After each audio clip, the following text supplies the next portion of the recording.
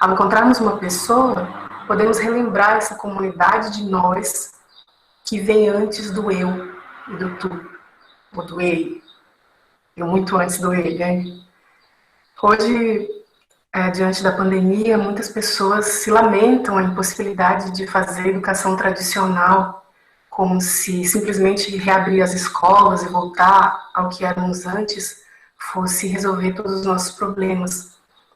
Esse modo de pensar é perigoso para práticas de cuidado, principalmente quando pensamos que o apoio da escola é um dos principais fatores de cuidado e autonomia para as próximas gerações. Mas o que é educação de verdade? E como a gente pode alcançar autonomia e cuidado diante dos destroços da pandemia e do que ela revelou para nós? É importante saber quais são as qualidades do cuidado que precisamos nesse momento tão desafiador. Nós aprendemos muito, como psicanalistas, a partir do cuidado materno. Essas formas tão naturais e cotidianas de acolhimento, preocupação, responsabilidade que vivemos no seio de uma família que tornou a nossa existência possível. Quando temos a sorte de ter uma boa família, ela facilita o cuidado e reconhece as responsabilidades e dificuldades envolvidas nisso. Mas uma família não está separada da sociedade ao seu redor, assim como uma escola está inserida em um contexto político, cultural e econômico mais amplo. Então, como fazer esse trabalho cuidadoso diante de realidades de descuidado e violência? Nós sabemos que, por vezes, o luto de um evento de perda pode ser interminável.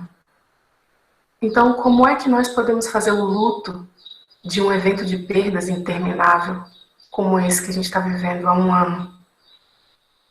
Com o desenrolar da pandemia, se tornou cada vez mais explícito que vidas negras seriam aquelas a carregar o fardo mais pesado da doença, impossibilitados pela própria prática da política pública de ter acesso ao trabalho e à educação. Mais uma vez, o Estado retira, reiteradas vezes, nossas possibilidades de sobrevivência e, com isso, reafirma o compromisso com a violência e com a morte diante de vidas negras. Enquanto vivemos na negação do direito mais fundamental, que é o direito à vida, em todos os lugares ainda estamos e ainda produzimos uma insistência em existir. Nós insistimos em ser vidas negras diante da necropolítica do Estado. A execução de Beto Farias, Mestre Moa, Marielle Franco, das 25 vidas em Jacarezinho e tantas outras políticas de morte, faz ressurgir a revolta e recoloca o lugar, o valor das nossas vidas, no centro dos nossos pensamentos, das nossas discussões.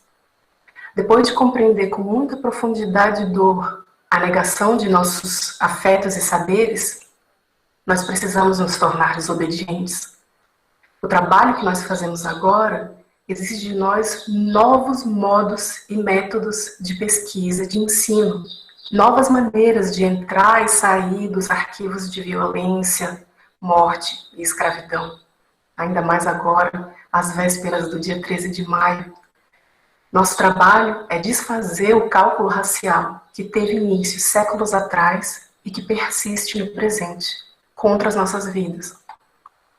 Esse cálculo é tão pervasivo, está presente nos espaços mais inesperados. Nós sabemos que em tantas partes do mundo, profissionais da medicina e da saúde tratam pacientes negros de forma diferente do normal. Com muita frequência, eles não escutam as preocupações de pacientes negros, seus familiares, não oferecem medicações paliativas ou anestesias, como de protocolo. Há várias razões para isso, mas as pesquisas revelam que os profissionais acham que, em comparação com as pessoas brancas, pessoas negras sentem menos dor, porque enfrentam mais dificuldades na vida. A nossa dor é naturalizada, e essa imagem nos força a suportar mais dor. Durante muitos anos, a violência colonial negou nosso próprio pensamento, nossas próprias maneiras de cuidar, de crescer. Nos acostumamos a um pensamento disciplinado por normas, técnicas, elaboradas em contextos que não eram os nossos, com estratégias que, na verdade, nunca funcionaram com a gente. Nossas vidas existem uma diante das outras. Nós somos a nossa própria colheita, nós somos a nossa própria empreitada, nós somos nossa grandeza e o nosso vínculo. Pensar hoje cuidado nos direciona a práticas de acompanhamento, materializações da justiça diante da injustiça. Pensar o cuidado, então, nos aproxima do problema das mulheres, que são a maioria em profissões de saúde e educação. E esse problema não se explica e nem se resolve somente com discursos e práticas individuais, mas sim com toda uma rede fundada na lógica de cuidado à vida, que pertence às práticas de mulheres como grupo social em todo o mundo, em toda a história da humanidade.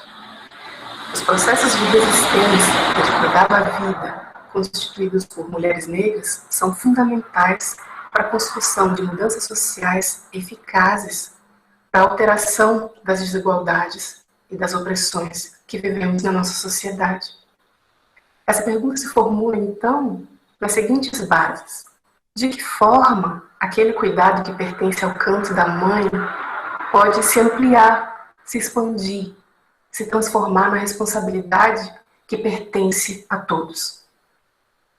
Essa pergunta se justifica porque queremos descobrir e inventar nossas respostas diante do terror, diante de modalidades que atestam e afirmam que as vidas negras estão dentro, diante e apesar da morte.